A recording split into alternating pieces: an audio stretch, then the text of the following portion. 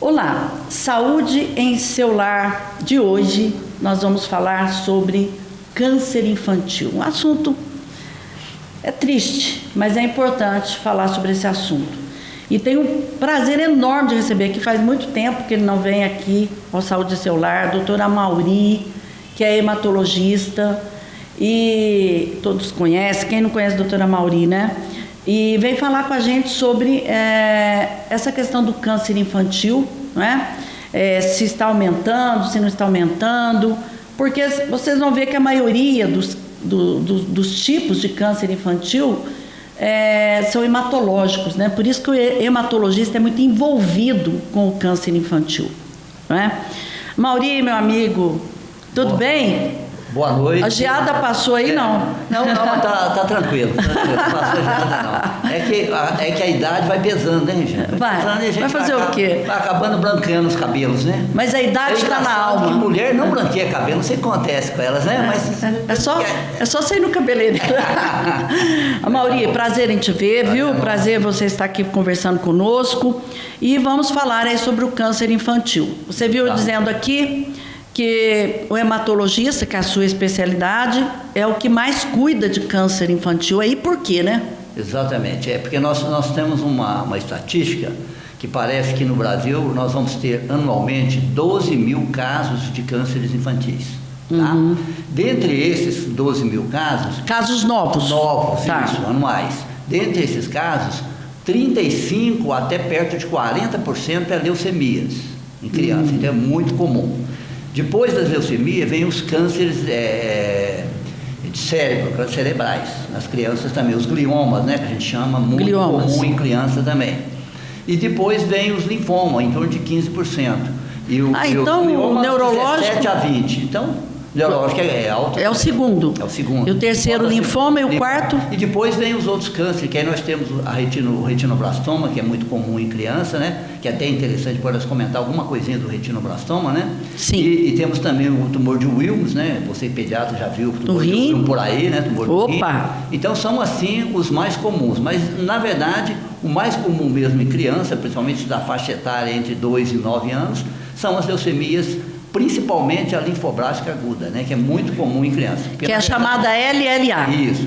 Que na verdade nós temos dois tipos de leucemia em criança: a leucemia linfoblástica aguda e a leucemia mieloide aguda. Sim. Lembrando que 90%, 80% são as linfoblásticas agudas. Graças a Deus, porque também elas são muito muito curáveis, vamos dizer assim. Sim. Então nós temos... Nenhuma é fácil, mas tem umas que são mais boazinhas, né? Vamos dizer assim. Se uma criança podemos dizer uma isso. leucemia, né, entre 2 e 9 anos, a linfoblástica aguda, principalmente porque nós temos dois tipos de linfócito, o linfócito B e o linfócito T.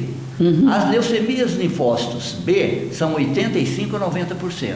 E aos 10% a 15% é linfócito T. Ainda bem, porque as leucemias linfóide aguda B são as mais tranquilas de curar. Ou seja, 90% hoje no mundo cura as crianças com leucemia linfóide aguda. É muito bom isso, né? É, muito bom. Evoluiu muito, mas, né? De qualquer forma, é uma leucemia. Né? Evoluiu bastante. Bom, Amauri, vamos lá então. Eu queria que você, assim, de uma forma muito prática, o que deve chamar a atenção numa mãe de um caso de uma leucemia numa criança, assim? Porque, é claro, sempre a gente fala aqui, todas as patologias e câncer, muito mais, que o diagnóstico precoce é o melhor tratamento, né? Vamos dizer assim. Importantíssimo. E na criança, mais do que tudo, importante. Mais que tudo, né? Dá dica para a mãe, olha, se começar a ver isso no teu filho, acende a lanterna vermelha, embora a gente sempre peça para estar levando periodicamente no pediatra, mas às vezes está numa janela que não foi no pediatra. Isso. Tá. Então a gente vai falar aqui do diagnóstico, eu vou falar num apanhado geral dos vários tumores, né? Tá, focando, claro, mais na leucemia, porque é a minha área de atuação, né? Isso. Então é o seguinte, vamos começar com a leucemia, que a gente vai falar um pouquinho mais. Então as leucemias agudas em criança, o nome já está dizendo, é agudo, então o quadro é bastante agudo. Quando aparece uma leucemia em criança é coisa de meses, semanas, não é coisa de anos. Então a mãe tem que ficar muito atenta a isso. E a gente tem que lembrar que o sangue, ele tem os glóbulos vermelhos, os glóbulos brancos e as plaquetas. Certo. Cada um desse setor, quando atacado pela leucemia, dá um tipo de situação, de sintomas. Sim. Por exemplo, os glóbulos brancos são afetados, então a criança vai ter anemia. Então o que vai chamar a atenção na anemia? Palidez. Não, os glóbulos vermelhos. Ah, glóbulos vermelhos, isso. Desculpa aí, os glóbulos vermelhos. Então vai dar palidez, a criança vai ficar muito fragilizada, vai ficar só na cama. Então, esses são as coisas que podem acontecer. De repente, então, uma criança que tem uma corzinha boa, Isso. de repente começa a mãe a falar, tá esquisito, tá pálida. Isso. Exatamente. E é uma palidez assim muito rápida, né? Então a criança estava bem uma semana, de repente começou a ter isso, porque a anemia da leucemia aguda é bem rápida. Já em relação aos glóbulos brancos, então o que a criança vai ter? Os quadros de infecções. Então aquela criança que começa a ter infecção, geralmente começa a ter febre, dor de garganta, geralmente, dores articulares, que é muito comum nas crianças que têm leucemia, né? Então nesses primeiros sintomas aí, associando também a plaquetopenia, que vai dar manchas, né? Manchas pela pele, todos esses sintomas associados, porque vão associar juntamente os sintomas tudo Vem na tudo mesma junto. faixa, tudo nos mesmos dias. Então aí é bom você procurar um médico, um pediatra, que o pediatra vai realmente solicitar alguns exames e provavelmente o hemograma em si só já pode dar o diagnóstico. Pode dar. Isso em relação às leucemias. Tá. Em relação aos linfomas, já são aquelas ínguas. Então, prestar muita atenção em criança que começou também a entrar num quadro de fraqueza, de fadiga, e de repente você começa a notar gânglios nas pessoas. As ínguazinhas no pescoço. Lembrar que toda criança, por ser um mecanismo de defesa, tem essas ínguas. Mas se a íngua está aumentando de tamanho, se ela está tendo febre, alguns sintomas associados, então é bom procurar um serviço médico, que aí o pediatra também vai fazer o diagnóstico, vai pedir. Geralmente a gente faz o seguinte, quando o gânglio é maior que 2 centímetros, nós retiramos esse gânglio. Tá? E faz a biópsia. Isso, falando em linfoma, né? Isso, em linfoma. Né? E agora, mudando um pouquinho para os tumores do sistema nervoso central, então a maioria, né, Regina, e o que dá no tumor do central? Convulsão. Dá convulsão, vômitos de manhã, né? Aqueles vômitos incursivos que a gente chama vômitos em jato, né? Dá dor na cabeça? Dor de cabeça. Só que a criança, quando é muito pequena, não sabe falar, né, Amaury? Ela chora, não entende muito bem por quê. E é interessante que esse dia apareceu na televisão, porque o filho daquele cara do Big Brother, que apresentava o Big Brother... O Thiago Leifert. É Leifert? Leifert. O filho dele teve retinoblastoma, está tratando, isso, né? Isso. O retinoblastoma tem o olho do gato, que eles chamam. O que é o olho do gato? Na esclera branca, o olho fica todinho esbranquiçado, de vez de a cor vermelhada do olho fica branco, e quando você tira uma fotografia de flash, aparece uma coisa branca. Então isso é uma coisa muito característica e pode chegar no diagnóstico de retinoblastoma assim rapidinho. Então esse é um lance interessante das mães olharem. Começar a observar, né? E geralmente são crianças menores que 1 ano. Então aí que vai o da mãe olhar sempre para a criança, olhar no olhinho. E aí a importância do teste do olhinho, que embora não consiga fazer, eu estive falando aqui com um colega oftalmologista, que o ideal é fazer o ampliado, né? Que é o teste do olhinho, que faz o fundo do olho. Exatamente. Tá? O problema é no fundo do olho, na no retina, fundo do olho, né? isso. Retina, vai ser lá, o esbranquiçado vai ser lá. Ele é visível até em fotografias. Ah, a mãe tá. tira fotografia de flash. Mas é lógico que aí o exame é oftalmológico, né? Certo. E aí os pediatras brigando para que esse teste seja feito, né, Gina? Sim. Brigar por sim. isso. Então são esses relacionados. Outros, o tumor de Wilms vai dar edema, vai dar um problema mais na parte tumor do renal, Wilms é no rim, massa, viu, gente? Né? Uma massa abdominal, né, palpável. E infelizmente o tumor de Wilms, né? Ele é um tumor que é pego muito já numa fase avançada, né, gente? Pega os tumores já são grandes. Isso que é o pior. Porque está dentro do abdômen. Tudo que é dentro do abdômen é difícil, né? Então, basicamente, em termos de diagnóstico, seria isso, para chamar a atenção das mães e principalmente naquela criança que realmente... E hoje em dia, né, Gina, hoje a gente já fica mais tranquilo, porque as mães, qualquer problema da criança, levam para o pediatra mesmo, né? Graças a Deus, eu acho que... E quanto mais precoce o diagnóstico, como a Regina falou, quanto mais precoce, mais fácil de tratamento, mais fácil de cura. Amaury, nós vamos para o intervalinho rapidinho. Eu queria conversar um pouquinho aqui com você, agradecer demais pelos 107 mil inscritos no canal do YouTube. Agradeço muito mesmo pelo carinho, né, de todos que acreditam no Saúde em Seu Lar, de trazer essas informações, levar, né, essas informações tão importantes aí para a vida de todos. Pedir que continue se inscrevendo, lembrando do programa que vai pelo canal do YouTube, Facebook, Instagram e Virando TV, que é uma TV web do Rogério e da Tati, meus amigos. Eu volto em um minuto aqui com a doutora Mauri falando sobre o câncer infantil. Mudar um hábito é vencer desafios todos os dias. Eu desafio você a colocar mais cor no seu prato. A fazer amigos no modo offline. A respeitar o planeta, nos mínimos detalhes. A fazer da gentileza uma prioridade. E mesmo quando parecer impossível, ser mais forte que o sofá. Acesse mudeumhabito.com.br e escolha um desafio para você e compartilhe. Cuidar de você. Esse é o plano. Unimed.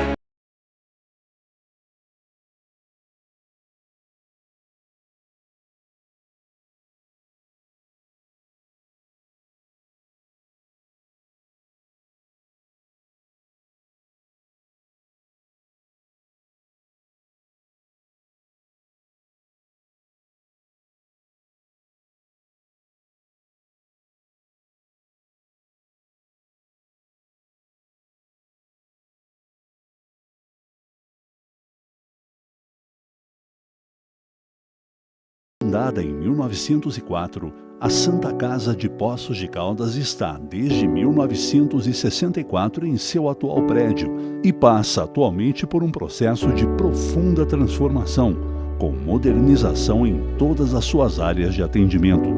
O serviço de terapia renal substitutiva da Santa Casa de Poços realiza em média 1.500 sessões de hemodiálise por mês, com pacientes divididos em 3 turnos, e oferece as modalidades hemodiálise e diálise peritoneal.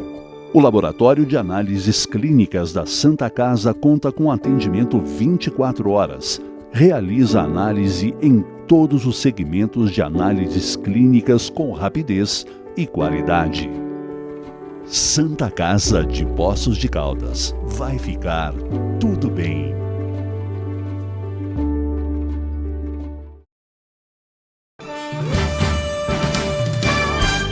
Estamos de volta com Saúde em Seu Lar. Estou aqui com o doutor Amauri, hematologista, falando de câncer infantil. Ele já até explicou por que ele fala de câncer infantil, porque mais de 50%, em torno de 50% ou mais são tipos, né, de câncer que ele trata. Ele tem a capacidade e o conhecimento para fazer o tratamento, que são as leucemias. Como as leucemias são as mais comuns, nós vamos nos ater um pouco aqui na leucemia. Amauri, hoje, como está a evolução do tratamento da leucemia linfóide aguda, que é a mais comum, vamos dizer, e a mais, vamos dizer, que responde melhor ao tratamento, e por que responde melhor ao tratamento? Exatamente. Então, essa é uma pergunta interessante, que nós vamos falar da fisiopatologia da doença em si. Isso. Né? Que ela é diferente do adulto. Porque a maioria dos cânceres de adulto, você tem uma etiologia que você conhece. Por exemplo, câncer de pulmão, cigarro, né? As mulheres às vezes têm câncer também, câncer de intestino tem a ver com família, familiar. Câncer de mama, câncer genético. de mama, genético também nos adultos. As crianças não deu tempo de ter nenhum fator externo, né? Porque são pequenos. Então ali é uma transformação mesmo por mutação. E então há um desenvolvimento, há um crescimento celular muito avantajado e muito rápido. Por isso que a leucemia que eu falei, a leucemia linfóide aguda, ela é de crescimento rápido. Os blastos, né, que são as células malignas da leucemia, crescem muito rapidamente. Mas como a maioria dos nossos tratamentos ele está relacionado ao ciclo celular, então a facilidade de tratamento é maior. Então as crianças respondem melhor no caso da leucemia linfóide aguda, e vamos pôr aqui entre parênteses a B, né, porque a T é complicadinha também para tratar. Eles respondem muito bem. Então os tratamentos hoje evoluíram muito, né, que nos Estados Unidos eles chegam a falar realmente em 90% de cura. da doença. Por que nos Estados Unidos? O que falta para nós aqui no Brasil? Não, eu acho que é no geral. No geral? Se nós chegarmos perto aqui, nós vamos ter o Hospital do Boldrini, né? Que em Campinas? Em Campinas, que ele é um hospital que a gente pode ver que é um dos melhores hospitais do mundo. Então, o Brasil também tem esse tipo de tratamento. E como são protocolos de quimioterapia, né? Tem 2 protocolos muito grandes, é o BMF, que são americanos, europeu, né? França, Alemanha, agora não lembro, é o BMF. Então, são os 3 países que fizeram esse protocolo para criança. Então, tem esse protocolo, tem um segundo protocolo, e todos os 2 protocolos dão essa amplitude de quase 90% de cura só com a quimioterapia. Aí, às vezes, não vai para transplante. Ô, Amaury, antes da gente falar um pouquinho do tratamento, assim, só para as pessoas entenderem, eu queria que você falasse, o diagnóstico definitivo é o mielograma? Isso, na verdade, nesse mielograma, hoje é um mielograma, mas você faz a imunistoquímica, a imunocitogenética, você faz a citogenética junto também, quer dizer, você faz a genética da doença, você faz a imunistoquímica que vai ver, ou a imunocitogenética que vai ver qual célula que está alterada lá, né? Que a gente chama imunofenotipagem. Você vai fenotipar aquela célula. Por isso que eu falo em linfócito T e B, quem que vai dar isso? É a imunofenotipagem. Então, a imagem que a gente tem, o diagnóstico que eu falei do hemograma, é porque o hemograma, quando ele já vem com uma contagem absurda. 50 mil leucócitos, 60 mil leucócitos, lembrando que os leucócitos glóbulo branco são de 3,5 a 10,5. Na criança, às vezes, 11, se aceita como normal, né? Até 12. A partir daí, então chega crianças com, às vezes, 100 mil leucócitos. Então, você já quase crava que é uma leucemia. Sim. Né? Aí você pede para um mielograma para fazer a genética. A mielograma você colhe do osso. Isso. E nas crianças a gente colhe da crista ilíaca posterior, né? Que é no bumbum. Não é na coluna, não é o osso da coluna, é naquele ossinho da parte posterior da criança, né? Tá. Do bumbum mesmo. Isso. Ali, em criança, porque adulto pode colher externo, mas criança é só naquela ali. E crianças muito pequenininhas a gente faz às vezes em tíbia, furando tíbia, embaixo, no pé. Na perninha. Tá? Mas faz o mielograma e aí o diagnóstico vem, e aí vem o diagnóstico mesmo. Falando se é B, se é T. Isso, é B, se é T, se é B, que a gente fala, aí tem várias classificações, né? Aí, dependendo do tamanho dessa célula, quanto maior, assim, mais grave ela seria. Então, nós temos L1, L2 e L3 também, né? E o L3 até confunde com um linfoma que chama o linfoma de Burkitt, que alguém ouviu isso aí, vai ouvir isso também. Então, são essas classificações e a gente faz a citogenética, que vai ser muito importante na previsão da cura ou não desses pacientes, se vai ser mais difícil a cura ou não. Então, hoje faz citogenética e faz até algumas mutações, alguns genes, para a gente ver também se tem alterações genéticas e qual alteração tem, molecular, por exemplo. Tá. Né? Mauri, vamos para mais um intervalinho. Você viu como é que passa rápido? Vamos para mais um intervalo, nem vou falar muito aqui não, para ser rapidinho, para a gente conversar mais aqui com o doutor Amaury sobre a oncologia, né, o câncer infantil. Volta em um minutinho, não saiam daí. Quando você se prepara para viajar, 2 coisas são muito importantes: sua documentação em ordem e a sua mala bem organizada. Da mesma forma, a Circular Turismo está preparada para você viajar com muita segurança e conforto. Frota composta por ônibus, vans e carros executivos com manutenção preventiva permanente. Motoristas profissionais e qualificados. Toda a documentação necessária em todos os níveis, municipal, estadual e federal, para você viajar com muito mais segurança. Romarias, excursões, pacotes de viagem e transporte executivo. Estamos combinados? Você se prepara para viajar e a Circular Turismo prepara tudo para a sua viagem ser tranquila, confortável e segura. Circular Turismo. Ligue 3712-5083.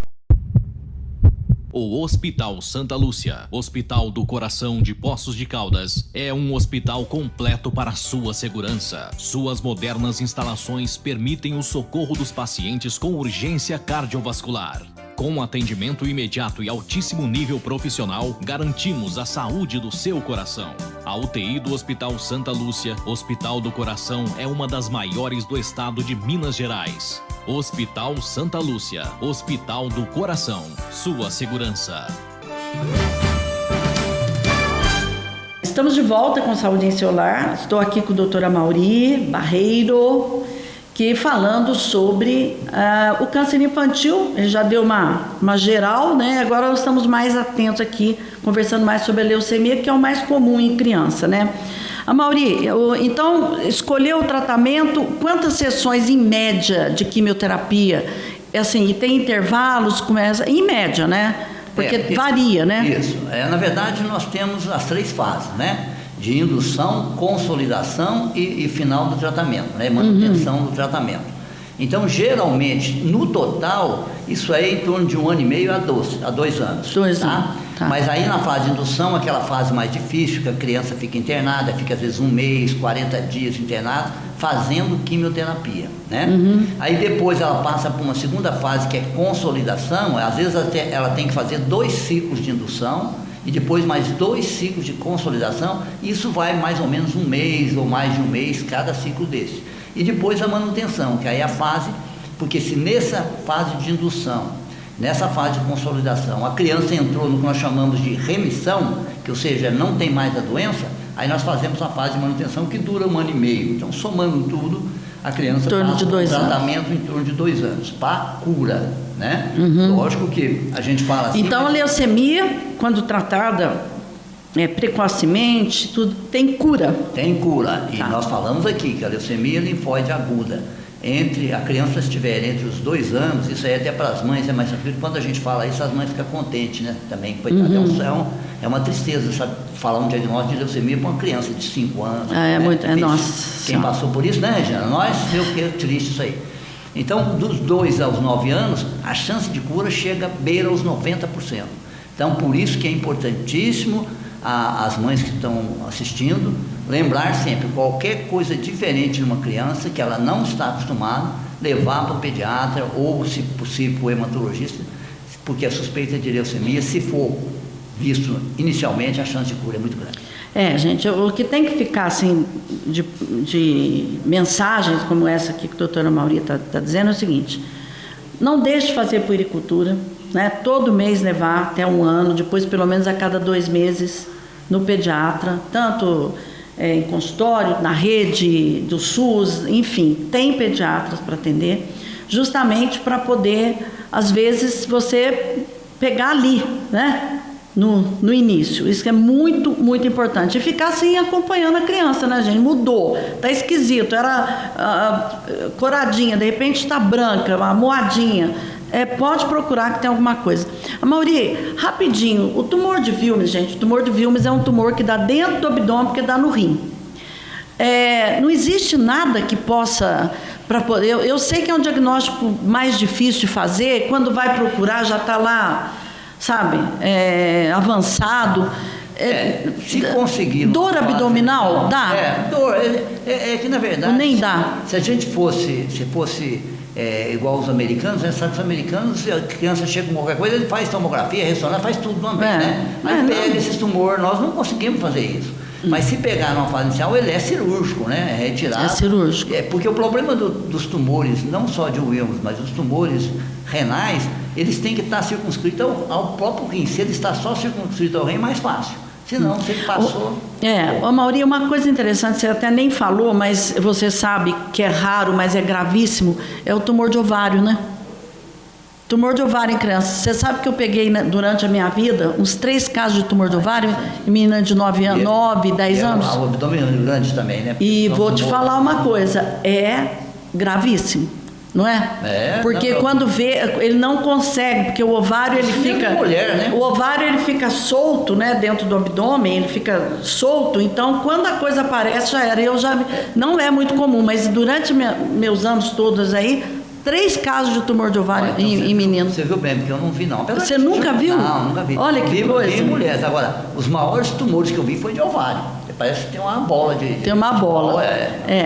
Amauri, o retinoblastoma, né, que está até meio que na moda aí, porque infelizmente pegou, atingiu aí a menininha lá do Thiago e tal. E a informação que a gente tem pela mídia e tal, que demorou o diagnóstico, parece, né? Então, qual que é o risco, qual que é a chance, melhor perguntando, de não perder a visão? Então, na verdade é o seguinte, o retinoblastoma, ele é um tumor que aparece, tem o olho do gato, que a gente ajudou aí as mães a perceber isso, e se pega numa fase bastante inicial, esse tumor, eles fazem uma injeção intraarterial da retina, de quimioterapia intraarterial da retina, né? Tá. E a chance de cura é muito boa, a chance de não enucleação, ou seja, tirar eles, é muito grande. Inclusive, nós temos que lembrar que esse tumor, o mais comum é unilateral, no olho, mas pode dar até nos dois olhos. Nos dois olhos. Da criança, né? Então, realmente ficar de olho, mas a chance, por isso que, mas eles pegou um pouquinho mais tarde, mas ainda deu. Parece que o menino salvou até o olho, né? Salvou a criança. Então, eu acho que é sol que chama, lua, uma coisa assim. Exatamente. Então, tem que ficar bem atento. Esse é uma coisa que a própria mãe, sabendo direitinho, depois, por curiosidade, se a mãe quiser, de repente, vai na internet, vê lá retinoblastoma, não é para assustar, não, mas só para ver como é que fica o olhinho. A imagem. A imagem, né? Então, seria interessante, porque é muito interessante. Agora, para a gente encerrar, o neuroblastoma, que são os gliomas, né? Esse é cirúrgico também? Então, os neuroblastoma e gliomas são diferentes. Os gliomas são do sistema nervoso central. Qual que é o mais comum, gliomas ou neuro? Gliomas. Os gliomas, tá. Os neuroblastomas são da suprarrenal. Fiz confusão. Neuroblastoma é da suprarrenal e os gliomas são neurológicos. Os gliomas são muito comuns em criança. É a segunda causa. Que dá no cérebro. Depois da leucemia. Os gliomas são muito difíceis de tratamento e realmente é difícil, né? A gente sabe que em adulto e criança os gliomas são bastante difíceis de tratar. Mas é cirúrgico, não é não? Cirúrgico.